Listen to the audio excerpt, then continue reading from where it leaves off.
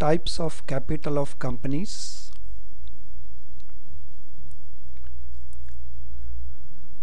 The term capital is used in the context of all types of business organizations. So whenever a person wants to start some business, it has to bring capital to finance operations of that business. So capital is the amount which is contributed by the owners or promoters of that business. The term share capital is normally used in the context of capital of companies which are limited by shares. So there are different types of companies. One of such types is a company limited by shares. So those companies which are limited by shares, in their context, the term share capital is normally used. Amount of share capital in case of a company is contributed by the shareholders. Shareholders are those people who jointly own a company. So amount of share capital is contributed by shareholders of the company against issue of shares to them for cash received by the company. So shareholders pay cash to the company against purchase of those shares. Then companies issue shares in favor of the shareholders. So this capital is contributed by the shareholders in a company. Now this share capital, it can be of different types. One of these forms can be preference share capital, and other can be equity or ordinary share capital. Now we shall see these two types of capital in detail. So first of all, we shall discuss preference share capital. Preference share capital is that part of the capital which is held by those shareholders who are having preference over equity shareholders in respect of following two things. 1. In respect of payment of dividend if declared. So preference share capital holders is that class of shareholders which are having preference over other class of shareholders called equity shareholders in respect of number 1, payment of a dividend if declared. If company declares dividend, then these type of shareholders, they will get preference over equity shareholders. Second, in case company is wound up, so in case of winding up of the company or in case of liquidation of the company, the capital will be returned first to this category of shareholders. So this means preference shareholders get preference over equity shareholders in respect of number 1, payment of dividend if declared, and secondly, return of capital in case of liquidation of the company. So these shareholders, they are at a disadvantage so far as voting rights are concerned. So they do not get any voting rights normally.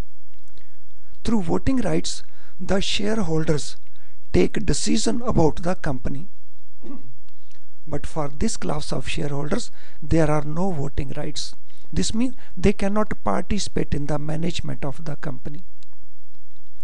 Preference share can be in the form of number 1, cumulative preference shares. Number 2, cumulative convertible preference shares, and number 3, participating preference shares. Let us see what these shares are.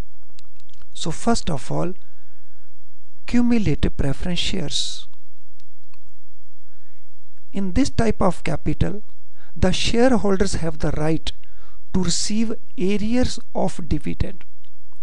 For example, if dividend is not paid by the company for a particular year, that means in case the dividend is skipped in a particular year, then it will accumulate and company will pay that dividend in future along with the dividend for future years. So here, if company is not paying dividend for a particular year, that will not lapse. That will be paid later on by the company. Now second one is cumulative convertible preference shares. In this type of capital, along with accumulation of dividend, which takes place in case of cumulative preference shares, there is additional facility, additional option to get these shares converted into equity shares. But that conversion will take place after a prefixed period as per terms of the issue. So whereas in case of cumulative preference shares, there is only one facility. In case of cumulative convertible preference shares, there are two facilities. One is accumulation of dividend and other is option to convert these shares into equity shares. Now, participating preference shares. In case of this type of share capital, the shareholders have the option to participate in the surplus remaining after payment to equity shareholders in case of liquidation of the company. In case company goes in for liquidation, and return of capital will be made to the preference shareholders and later on to equity shareholders. And if there is any surplus after return of capital to equity shareholders, so the participating preference shareholders, they will participate in that surplus also. Now, equity or ordinary share capital. So this is that part of the share capital of the company which is not preference share capital. So the share capital of a company which is not represented by preference capital is ordinary or equity share capital. Equity shareholders, also called members, have the voting rights. So they can participate in the management of the company by using their votes to take decision on important matters. So they can participate in the management of the company.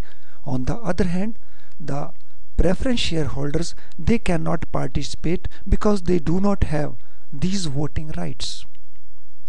In case of return of capital, the equity shareholders, they are paid after return of capital to preference shareholders.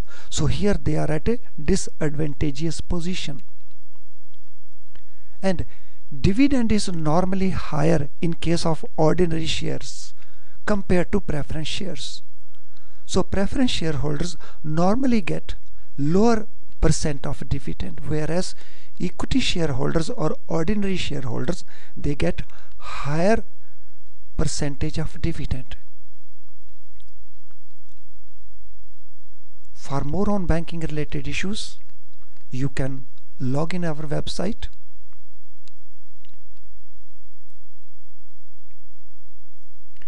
Thank you friends for watching this video. I hope you have been benefited by the contents of this video. Thank you once again.